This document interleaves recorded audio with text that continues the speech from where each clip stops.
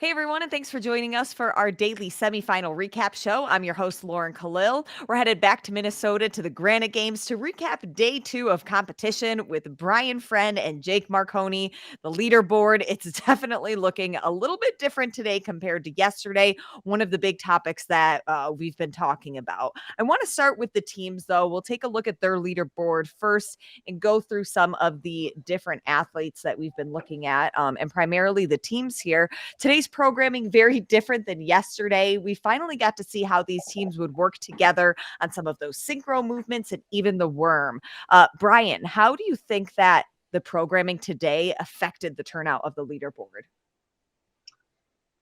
Look, these 4 teams at the top are 4 teams that I kind of have had my eye on all season as teams that could be relevant in the top 10 conversation once the games rolls around, and they're doing kind of what I expected them to do.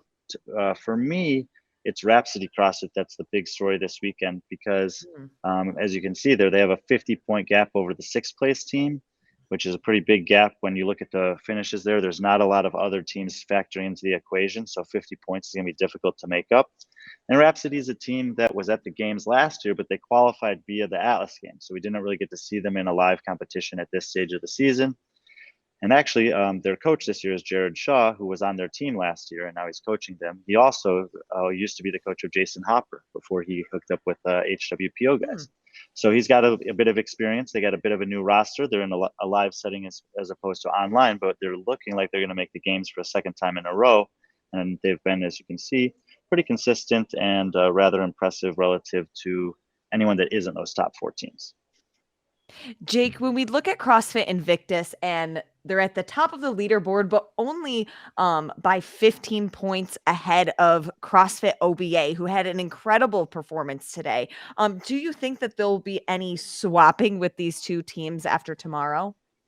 It's certainly possible. I mean, if you look at the finishes, CrossFit Invictus's lower finish, right, still really high, is in that lifting event. So we're not going to see another lifting event. We're seeing longer stuff. We're seeing stuff that is going to require you to work together as a team. And they've clearly demonstrated with their first, and second that they work together as a team really well. And so does OBA. So I think this next workout could be either one of them. I mean, they got first and second on the last one tonight. And then that last workout, that will really come down to the legless rope climbs and who on the individual side of their team can do legless rope climbs faster. And we haven't really seen anything that would indicate which of those teams would be better. So I certainly think we'll see some swapping between the two of them. When we look at the women's leaderboard, we have Mel at the top of the leaderboard. No real surprise there. She had a phenomenal day, 2 dominant performances where she was a whole minute ahead of second place in both events. Jake, any idea of what her plan was going into today with those specific events? So when those were announced, she knew that those were events that she could certainly do very well in, like against the field for herself. Those are things that she likes. And so those 2 events have very different strategies, right? Regardless of who the athlete is.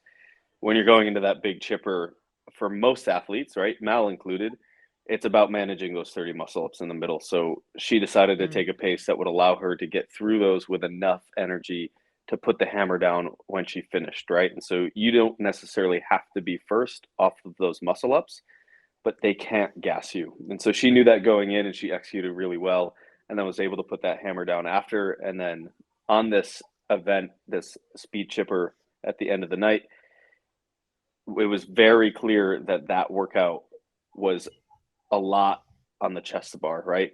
Folks did a lot of singles. Some folks did touch and go on the barbell, but it came down to if you were going to be quick on those chest to bar, you were going to be able to get out ahead, and whoever got out ahead was able to stay there. And so she went in and she knew she had an opportunity to break out a lead in the beginning, and that's what she did. And she just furthered that gap as she went through the workout. Dani Speegle right now in second place. Brian, yesterday we talked about how great the programming was for her on day 1, but day 2 was really going to be that big question mark. Today she kind of showed us that she could hang with everybody and stay in the top positions on the leaderboard. Were you surprised by her performances today? Yeah, I mean, obviously and deservingly, Mel got a lot of the attention today. When you're, sweeping an entire day of competition and doing it in such a commanding fashion, it's hard to spotlight anyone else. But because of the way the scoring system is, those minute wins don't mean as much as they could in a potentially different system. And Dani's lurking 8 points behind. No one seems to be noticing that because Mal's been so impressive. But equally so, to your question, yes, Dani was very, very good today. She mitigated the damage on these style of workouts. But the biggest question for her will come tomorrow morning. Last year, we saw a very similar series of event finishes at the West Coast Classic, with the one big outlier being on the running workout. Obviously, there's some other things integrated with the running this year, whereas last year was just a ruck run. But I was very impressed with her today. I think she's having a great weekend so far, but I'll still be watching tomorrow to see how she manages that long running workout to start the day. Two of the women who are just outside of the top 5 are Emily Rolfe and Fee Sagafi. Both of them really had great days. We saw some incredible races between these two ladies, but do either of you think that there is enough points on the table and maybe these workouts could be in their favor where they could be in contention to bump up to those top 5 spots?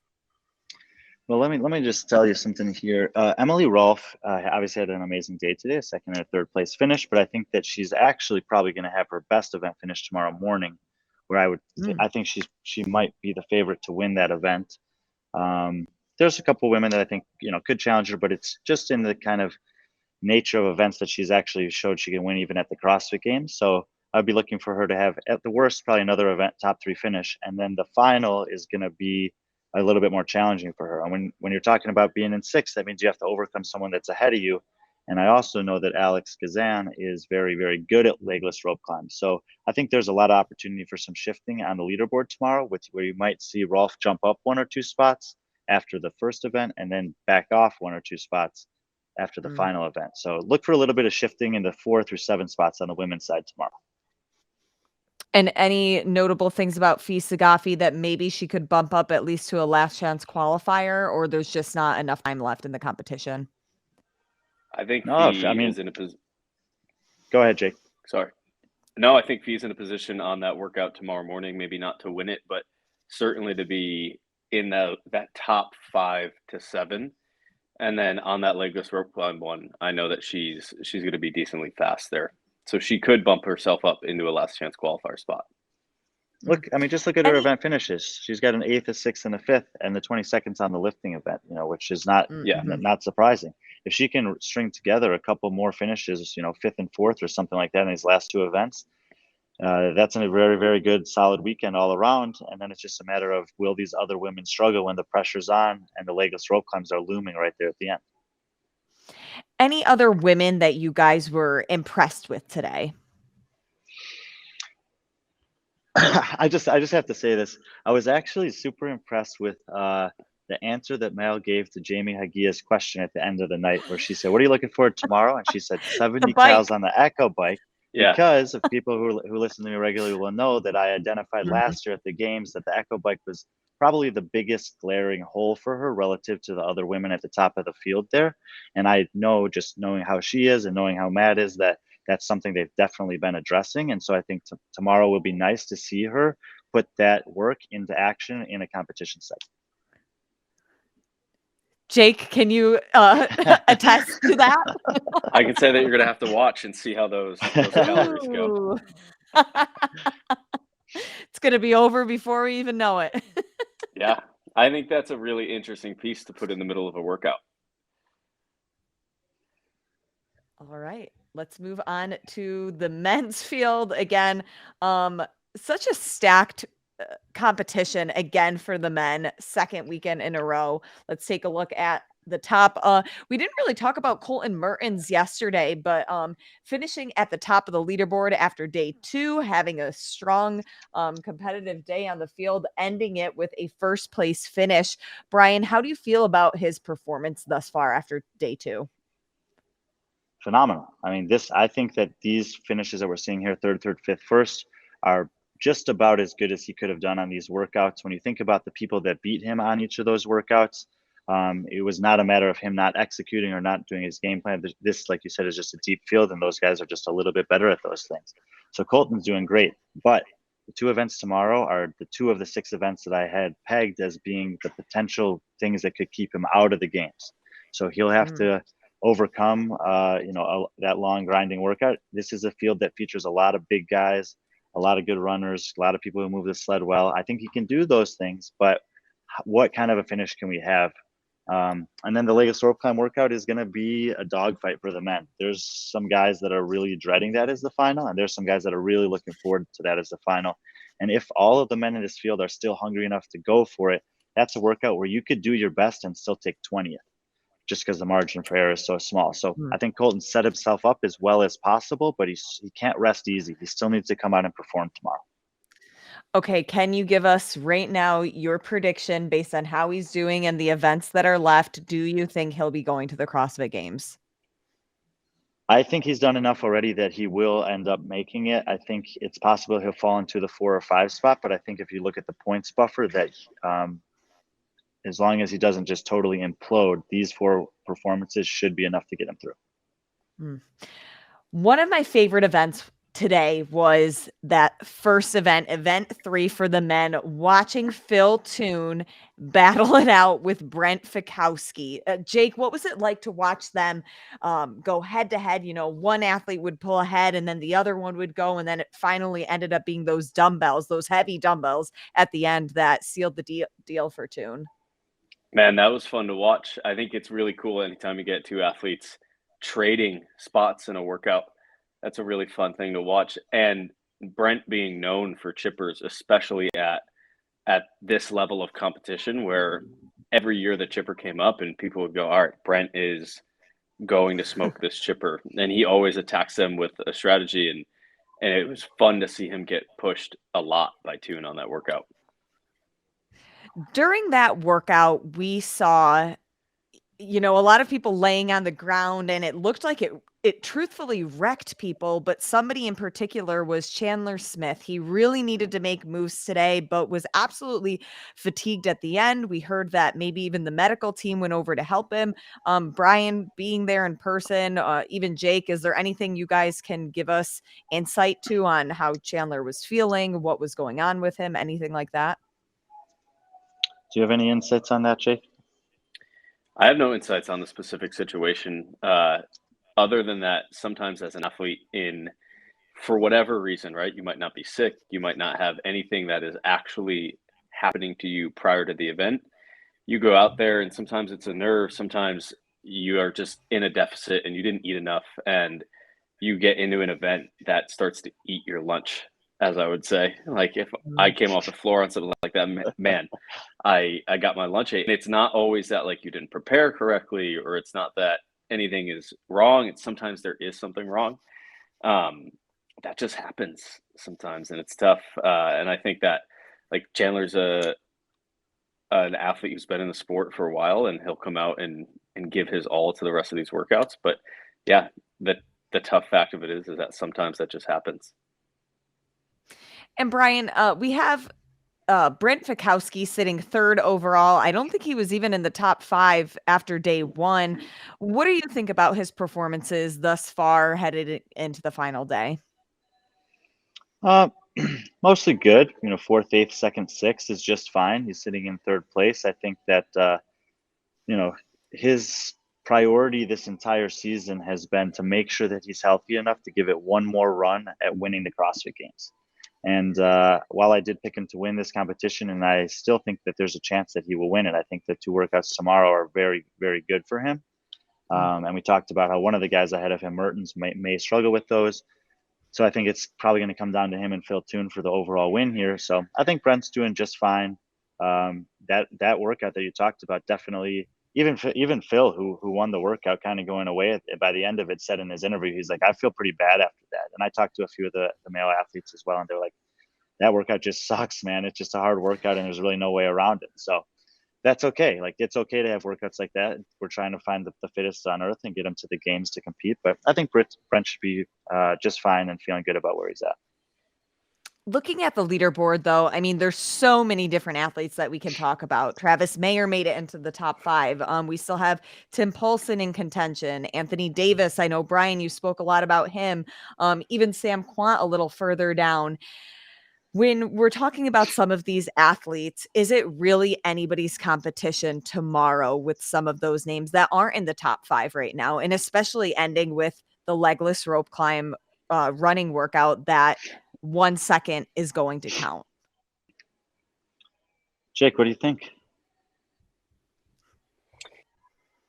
Yeah, I mean, first I'll say that I'm Reed Davis this year, because he's known for being a strong guy. But I know there was a barbell in that last workout, but man, he was looking fit.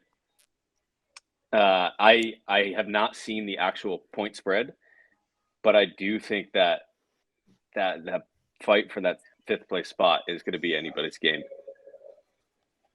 Well, I had just before this written the article on the end of day recap, and I think there's 22 points between 5th and 8th, and the guys in those spots are Paulsen, Davis, Nick Matthew, and Sam Quant.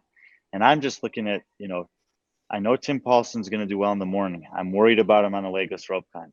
I'm not so sure about Anthony Davis. As good as he's been, he was actually probably the most impressive athlete of anyone to me on day 2, male or female, maybe outside of male, but that's a different kind of impressive.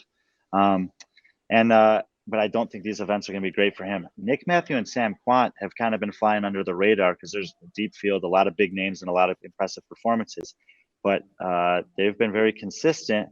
And when I'm looking at those 2 guys relative to the guys ahead of them, I think that they're more likely to have 2 consistent finishes, maybe in the 4 through 8 range on both workouts. And that if one of those guys has what happens, or what I talked about earlier potentially happening, where they take a 15th to 20th on that last workout, that it's enough to scoot up there and steal that final game spot. So I have a feeling that we might be seeing either Matthew or Quant make a move from LCQ into the games come end of day tomorrow.